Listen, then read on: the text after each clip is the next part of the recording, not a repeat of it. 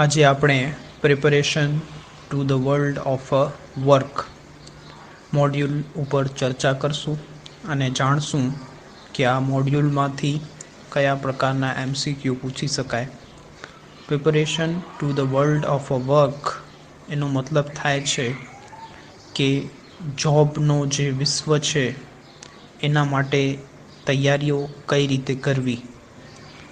અત્યારે તમે સૌ ITIમાં ટ્રેનિંગ લઈ રહ્યા છો, તો ટ્રેનિંગ લેતા કઈ કઈ તૈયારીઓ પ્રિપરેશન કરવી જોઈએ જેથી તમે કામ માટેના વિશ્વ માટે તૈયાર થઈ શકો. અને અત્યારથી તૈયારીઓ કરવી ખૂબ જ જરૂરી છે જેથી ચોક્કસ સમયના અંતે તમે જોબ માટે તૈયાર થઈ જાઓ. તો અહીંયા પહેલી જે વસ્તુ આવે છે એ છે personal and professional life. Personal એટલે વ્યક્તિગત અને પ્રોફેશનલ એટલે વ્યવસાયિક. આપણે જે ઘરે જીવન જીવીએ છીએ એ પર્સનલ છે અને જોબ ઉપર જે પણ કાંઈ કામ કરવાનું થાય છે એને પ્રોફેશનલ લાઈફ કહે છે. આ બંને વચ્ચે સંતુલન અને બેલેન્સ જાળવવું ખૂબ જ જરૂરી છે. ત્યારબાદ જોબ એન્ડ કરિયર. કરિયર એ એક વિસ્તૃત માપદંડ છે જેમાં અનેક જોબનો સમાવેશ થાય છે. એટલે કે કરિયર એ મોટા પાયાની વસ્તુ છે અને જોબ એટલે આપણે પહેલે જ્યાં કામ કરતા હતા, બીજે, ત્રીજે, ચોથે, પાંચમે, એ બધી આપણી જોબ થઈ અને એ પાંચે પાંચ જોબને ભેગું કરતાં આપણો એક કરિયર બને. તો આપણે યાદ રાખજો કે જોબ એટલે કોઈ એક કામ અને કરિયર એટલે એકથી વધુ કામ જે આપણે આપણા જીવનમાં કર્યા છે, પ્રોફેશનલ લાઈફમાં કર્યા છે, એને કરિયર કહેવાય. ત્યારબાદ આવે છે કરિયર પાથવેઝ.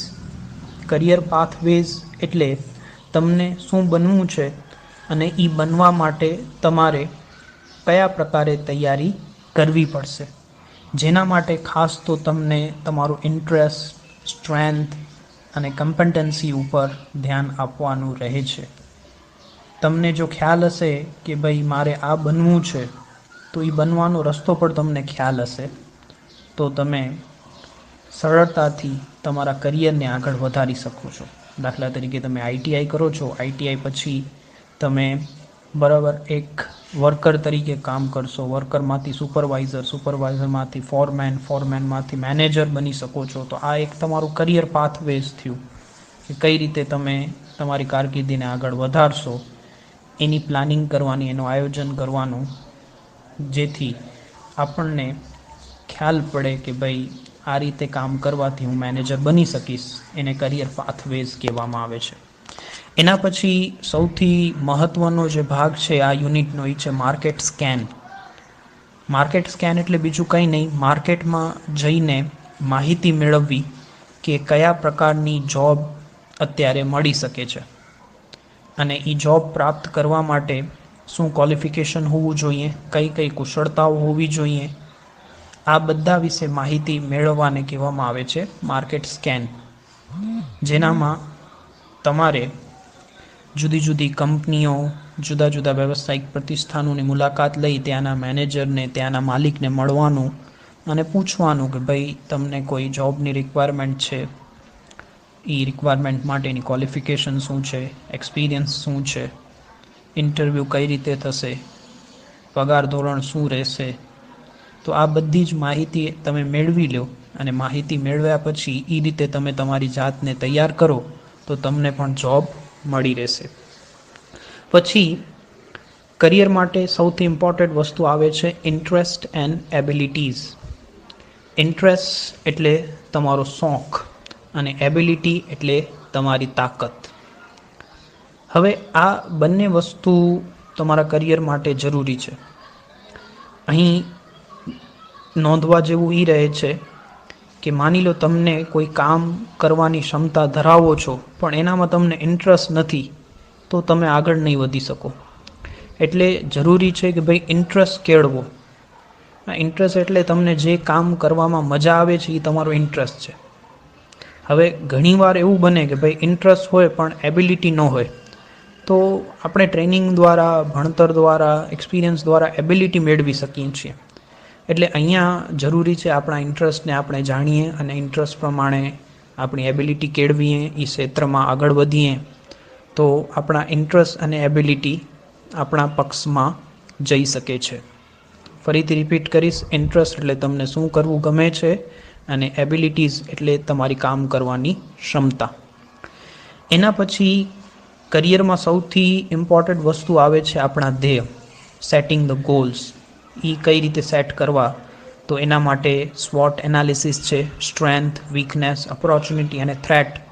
આ 4 બાબતો તમારા માટે વિચારો અને તમારું એક ધ્યેય નક્કી કરો. એના પછી આવે છે સ્માર્ટ. સ્માર્ટ એટલે S for specified, M for measurable, A for attendable, R for reachable,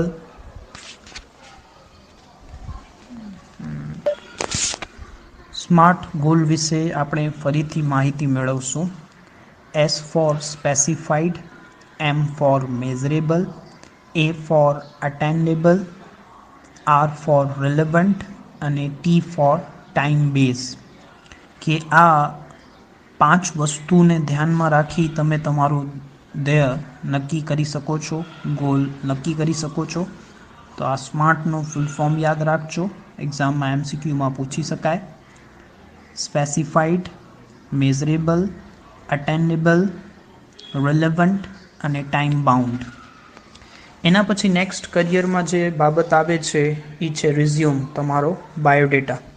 biodata એક એવું સાધન છે જેના દ્વારા એમ્પ્લોયરને ખબર પડે છે કે તમારી ક્વોલિફિકેશન શું છે, તમે કેટલું એક્સપિરિયન્સ ધરાવો છો, તમારી કુશળતાઓ કઈ કઈ છે. તો આ રીતે તમે એમ્પ્લોયરને એવો મેસેજ આપી શકો છો કે તમે જોબને લાયક છો. રિઝ્યુમ અને બાયોડેટા એ તમારો અરીસો છે જેનામાં એમ્પ્લોયરને તમારો ચહેરો દેખાય છે કે તમે કેવા છો, જોબને લાયક છો કે નહીં.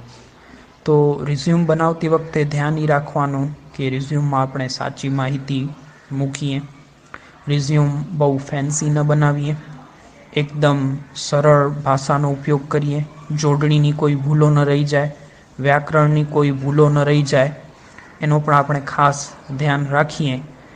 અને બાયોડેટામાં જરૂરી છે તમારી પર્સનલ ડિટેલ, નામ, address, mobile number, email ID, educational qualification, કોઈ એક્સપિરિયન્સ હોય તો એ એક્સપિરિયન્સ લખો, તમારી હોબીઝ લખો, લેંગ્વેજ જે આવડતી હોય એ લખો.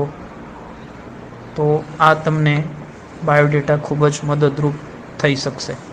એના પછી જે જરૂરી મહત્ત્વનું ભાગ આવે છે કે હાલના સમયમાં આપણને ટેકનોલોજીનો ઉપયોગ કરીને ઓનલાઈન જોબ માટે પણ એપ્લાય કરી શકીએ છીએ. તો Naukri.com છે, jobtimes.com છે, monsterindia.com છે, આ બધી જ જોબ પોર્ટલ ઉપર તમારું રજિસ્ટ્રેશન કરાવવાનું. રજિસ્ટ્રેશનમાં તમારી બેઝિક ડિટેલ, નામ, address, mobile number, email ID, qualification, experience એ બધું એન્ટર કરવાનું થશે. એના બેઝ ઉપર Naukri.com છે અને બીજી જોબ પોર્ટલ્સ છે તમને નોટિફિકેશન મોકલશે કે આ કંપનીમાં આ જગ્યાઓ ખાલી છે, તો તમે ઇન્ટરવ્યૂ માટે જઈ શકો છો.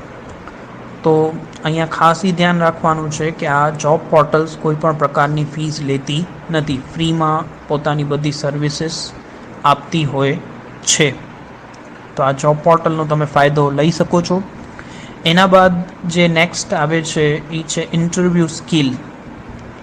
ઇન્ટરવ્યૂ સ્કિલ એટલે બીજું કંઈ નહીં કે ભાઈ ઇન્ટરવ્યૂમાં હાજર થતી વખતે આપણને કઈ કઈ તૈયારીઓ કરવી પડે. તો ખાસ તો ઇન્ટરવ્યૂ પહેલાં, ઇન્ટરવ્યૂ દરમિયાન અને ઇન્ટરવ્યૂ પછી આ બાબતોનું તમારે ધ્યાન રાખવાનું થાય છે. ઇન્ટરવ્યૂ પહેલાં વ્યવસ્થિત તૈયારીઓ કરવાની, ઇન્ટરવ્યૂ દરમિયાન જે પ્રશ્નો પૂછાય એના વ્યવસ્થિત જવાબ આપવાના, ઇન્ટરવ્યૂ બાદ તમને જ્યારે પણ કોલ લેટર આવે તો એ કોલ લેટર પ્રમાણે હાજર થઈ જવાનું, ડ્રેસ કોડનું ધ્યાન રાખવાનું, આપણે સારું અને વ્યવસ્થિત બોલવાનું, સારો વ્યવહાર કરવાનો, તો આ બધી ઇન્ટરવ્યૂ સ્કિલ્સ હોય છે. અહીંયા ઇન્ટરવ્યૂ ફેસ ટુ ફેસ હોઈ શકે, સ્કાઇપની મદદથી ઓનલાઈન ઇન્ટરવ્યૂ હોઈ શકે, ગ્રુપમાં પણ ઇન્ટરવ્યૂ હોઈ શકે. સામાન્ય રીતે તમને ઇન્ટરવ્યૂમાં તમારા વિશે, તમે જે ફિલ્ડના છો એ ફિલ્ડ વિશે, જનરલ નોલેજ, કરંટ અફેર્સ વિશે પૂછી શકાય છે. તમારો અપેક્ષિત પગાર કેટલો છે, તમે કંપનીમાં શા માટે જોડાવા માંગો છો, એ પણ પૂછી શકાય છે. અને અહીંયા ખાસ એ ધ્યાન રાખવાનું છે કે જો ઇન્ટરવ્યૂમાં આપણને સફળતા ન મળે તો નાસીપાક થવાની જરૂર નથી, હિંમત હારી જવાની જરૂર નથી. આપણી જે ભૂલો છે એને શોધો, સુધારો, બીજા ઇન્ટરવ્યૂમાં હાજરી આપો, તો તમને બીજા ઇન્ટરવ્યૂમાં સફળતા મળશે. એટલે હાર મારવાની જરૂર નથી.